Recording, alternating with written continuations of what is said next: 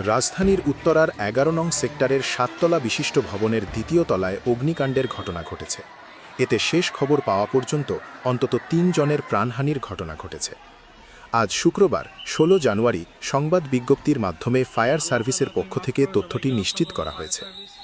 Fire সার্ভিসের সদর দপ্তরের মিডিয়া সেলের কর্মকর্তা তালহা বিন জসিম জানিয়েছেন, সকাল ৭টা ৫০ উত্তরার ১১ নং সেক্টরের ১৮ নম্বর রোডের একটি ৭তলা ভবনের দ্বিতীয় তলায় বাসাবাড়িতে আগুন লাগার ঘটনা ঘটে।